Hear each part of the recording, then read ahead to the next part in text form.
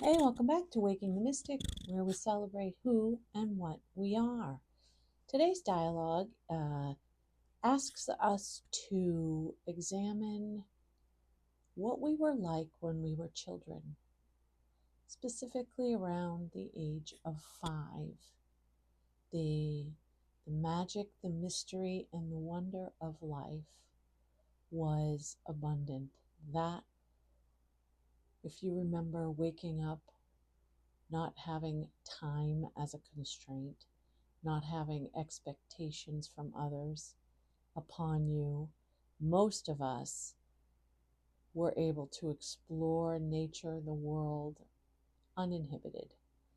And that child is essentially the core of who and what we are.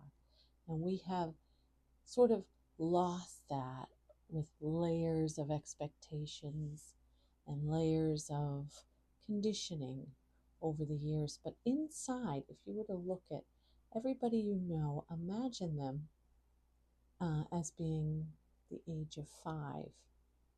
How interesting would the world be if we had that childlike demeanor and wonder in the world? It's an interesting dialogue, definitely an important idea to contemplate. So, thank you. Enjoy. Be as children, and ye shall know the power of grace. At the core of every human, what underlies the layers of thoughts and beliefs, lies the true essence of being. The true essence emerged into the physical dimension without expectations, without layers of preconceived ideas, without the fear, guilt, or expectations it holds today. This child has never left and resides deep within you. The child felt wonderment, safety, and secure in its well-being. The magic and wonder of life was all pervasive as it looked to nature to fill its dreams. The imagination of this being was its main source of being as it explored its surroundings without fear, ridicule, or predetermined assumptions. This child, this innocence resides here and now and has never left. Layers of ideas have built upon this being, which has smothered its purity in knowing itself as the ultimate reality, the ultimate creation, the only one in its universe. The magic, mystery, and miracles of its experience were its only condition. The expectations upon it were that of a child, but as its body grew, so did the expectations placed upon it. For you remain as children throughout the duration of your lives. Your current programs running through your minds were written by the child you once were, as you succumbed to what was expected of you from those also steeped in the objective world view. Within the mind lies dormant the very essence of your being. The imagination is the controlling factor of the objective reality, and what is entertained consistently is the experience you observe. What if we were to return to what kept us busy as children, what amazed us, what we pretended to be? We were all fascinated with the idea of magic and mystery. What is the definition of magic?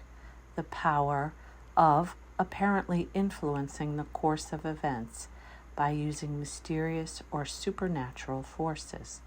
Let's look at this definition a little closer.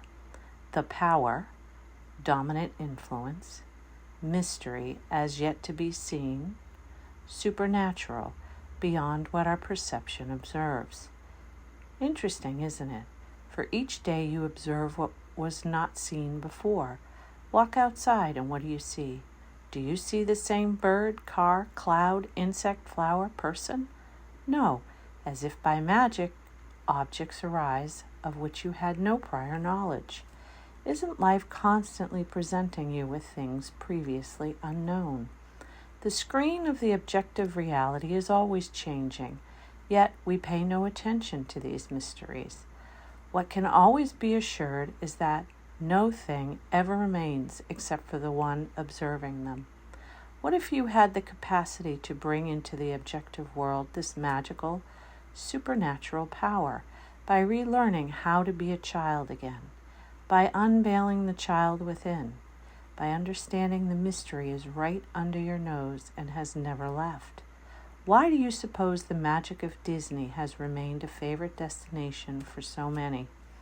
The wish to return to a time when these mysteries, magic, and miracles were commonplace in our experience. Our ability to create through imagination is the primary ability we all possess, for the very conditions we observe were created first through this faculty. We have layered this faculty with musts, shoulds, shouldn'ts, someday, maybes, wants, needs, and have-nots. Stop to recognize that these concepts are what hinder the actualizing of desire, which is at its core peace, joy, and balance. How would you play the game if you eliminated these concepts? How do you think your life would be experienced? What would you be doing? How would you interact with others? How seriously would you take yourself to be? You have never left that place of innocence, purity, and joy. It resides within you, awaiting to be free of the limiting ideas placed upon it by others who are just as confused. That child is the God Self, the divine spark, the illuminated one, sought after by many, yet what is missed is its existence is here and now. Find that one, and you are free. Ask yourself, what would that 5-year-old child say about the concerns you hold today? Would it hold the worries, concerns, indeed the baggage that has been accumulated? Would she not explore life with new eyes in harmony with that surrounds her? Time does not affect her indeed. She is timeless and eternal. This child is you, you see.